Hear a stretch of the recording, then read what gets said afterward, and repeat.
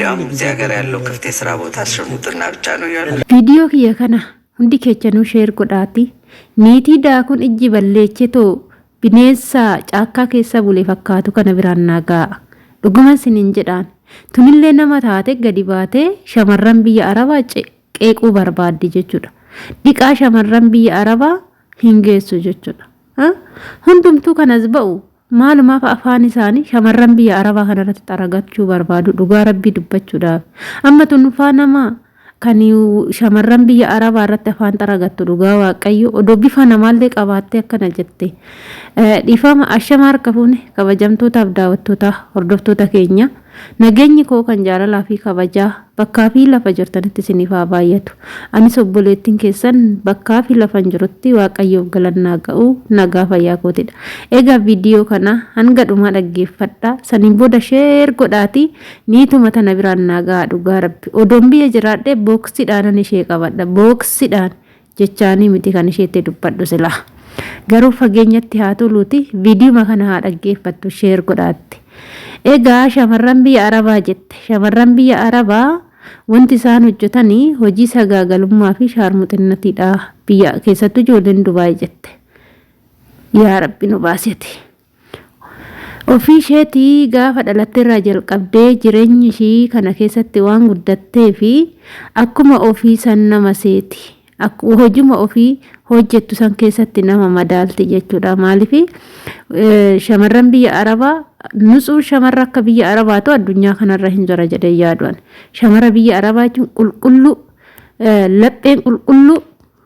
lapheen qulqulluu keechi keenya nutsuu kan likikiisa takka hin beekne erga gaafa biyyaa baaniti dhiira jedhamu kan ijaan hin argine gadi jennee hojii keenya hojjechuu malee kan garagarree nama laalle mataa keenya gadi qabannee miskiina fakkaannee gola ormaa keessatti hojjechuu malee wanna tokko hin beeknu jechuudha.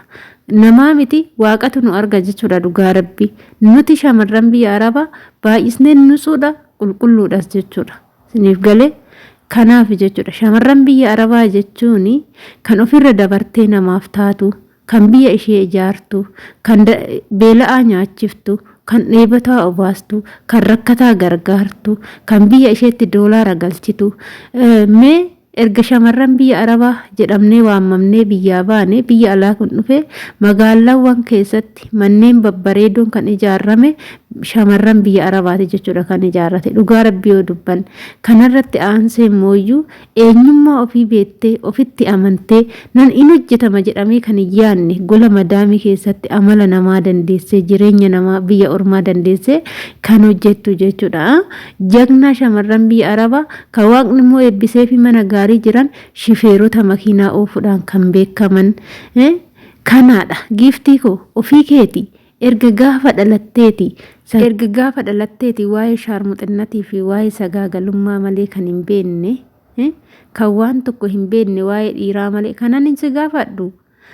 Akkuma namichi akka biyyattiitittuu dubartoota 400 wajjin gininyitii godhe jedhasanii atillee dhiirota 400 ol wajjin gininyitii godhuun ooltu waa malee akkanatti gadi baate afaan kee distii gootee gadi hin hanne jechuudha of keessa. Kan of keessa gadi hadde kan ammoo afaanuma kee keessatti ol deeffachuu qabda malee shamarran biyya Arabaan xureessa jettee odeechuu tokkollee hin qabdu jechuudha. Intala shaarmuxinnatii jalatti guddatte. Intala haadha malee karaa gubbaarratti dhalatte maal goonaa miti. Osoo intala ija guyyaa adiidhaan soogiddaan dhiqatte jechuudha. Cufaa shamarran biyya Arabaa maqaa dhoofta. Kan alallee ba'anii hojjetan jechuudha. Kaayyoo isaaniitiif gadi jedhanii kan hojjetan kan biyya keessatti makiinaa baasan kan mana billaa ijaarantu baay'ata jechuudha. Ijoolleen biyya Arabaa dhugaa yoo dubbanne jechuudha.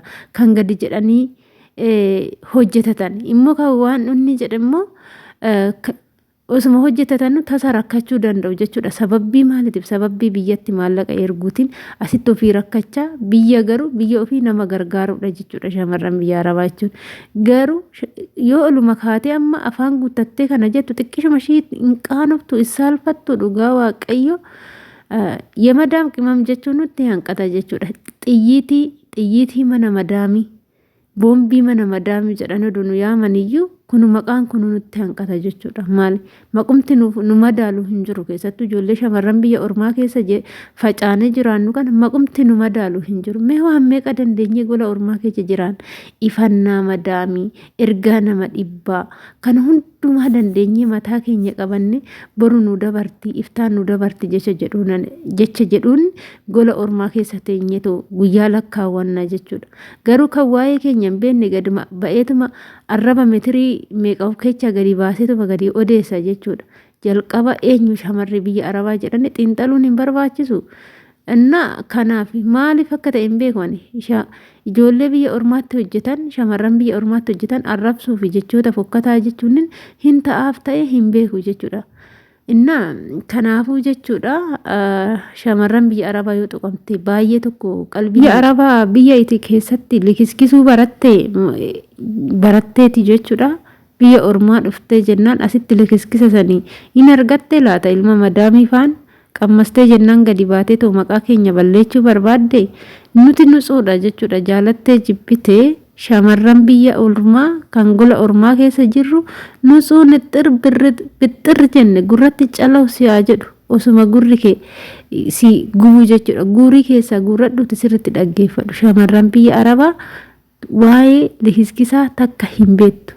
Keessi nutsuu gubbaan nutsuu qulqulluu jechuudha. Shamarran biyya arabaa jechuun kanaadha. Isii xurooftuun biyya keessa teechee likiskisa hiriira salfii qabatta Finfinnee keessatti likiskisa sagaagalummaadhaaf jechuudha.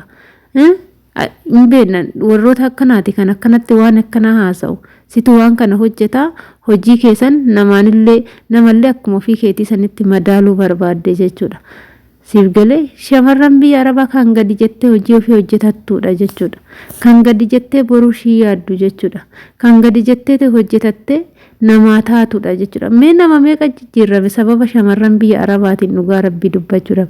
Biyyuu bariin jijjiiramte biyyi teenyaa bariin bareedde kinoo doolara galchinee meeshota biyya arabaarra kan galu balaa keenyaan gala baraa nuti hojjennee asitti maallaqa biyyatti galchinuun meeshonni biyya arabaa immoo Itoophiyaa keessatti galuu eegalanii jechuudha. Dur biyya keenya akkanaa miti sababa shamarran biyya arabaa faffacaanii hojjetanii biyya keenya jijjiiraa jiraniif biyyi keenya jijjiiramte jechuudha. Mee maaluma balleechinime waan hojjenneetu ofiis maatii keenyas biyya keenyas jijjiirree fi kan maqaan keenya nu badu. Immoo waan hin hojjenne tokko itti wanni nama qaanichuu tokko hin jiru waan ta'eef jechuudha. Isiniif galee wanta hin godhin tokko wanna takka namatti fakkaatu. Garuu ani niitii qoshaashaa kana deebisuu dhufee osoo hin taane nuti eenyummaa keenya eenyu akka taane bakka ibsuu barbaade tanan jechuudha. Nuti የመዳም ጥይት ነኝ በቃ ጥይትን ቤክት የወረ የመዳም ጥይት ነኝ jechuudha. Akkam takkana jedhama dhugaa waaqayyo xiqqishu mallee arrabni ishee saalfaatu yeroo akkana jettu kana arabasma edaa sammuun ishii donoqqore waan ta'u kan wallaale jaamee waa'ee kanaa malee hojjettu amma donoqqortee dadhabnaan gadi baatee har'a naa ba'uu qaba jettee kana jette jechuudha. Yaa Rabbi abbaa fedhetu immoo yoo raga shamarran biyya arabaatiif dhugaa dubbachuudhaaf madaamannu nu raguu ni danda'u jechuudha. Kan gadi jennee hojjennu kan alallee hojjetan kan gadi jedhanii hojjetan sirritti jiru jechuudha. Isiniif galee kan heerumanillee seeraan yoo jaalatanii seeraan heerumanii wajjin ta'a malee tokkichuma wajjin wanni jedhu malee dhiira kaaniif kaanitti kan camallaqan hin jiran jechuudha. Ijoolleen ala hojjetanis kan heerumanii abbaa manaa kiyya jedhanii qabatanii wajjin jiraatu. Min shiggiraallee taada heerumuu rakkoo maal qaba biyya keessatti illee heerumu waan ta'eef kun immoo jibbuu tokkollee hin qabu jechuudha. Yoo dhiira kaaniif kaan qiyyarantu nama jibbisiisa malee dhiira tokkotti heerumanii addabatanii yoo taa'anii jireenya ofii jijjiirratanii rakkumti maaltu jira. Meelaala bakka kanatti jechuudha. Innaa shamarran biyya arabaa yoo jedhamu jagnaadha malee zimbiloo shufuroo miti jechuudha. Akka laayyetti maqaan keenya kan dhaamu iyyuu miti jechuudha. Nuti akkasitti hin jira. Dhugaa rabbi nama aarsa dubbiin namitti taana oluma kaateetuma namarratti laddafti arraba ishii meetirii tokko jechuudha. Kan bifa namaa hin qabne tuni dhugaa waaqayyo. Viidiyoo kan sheer godhaatuma biraan naa ga'ame dhugaa dhaggeeffattooti. Innaa akkasitti hin jechuu jaaladha hordoftoota keenya. kana fakkaata dhugumatti ani viidiyoo kiyyamu asumarraa nan goolaba jechuudha.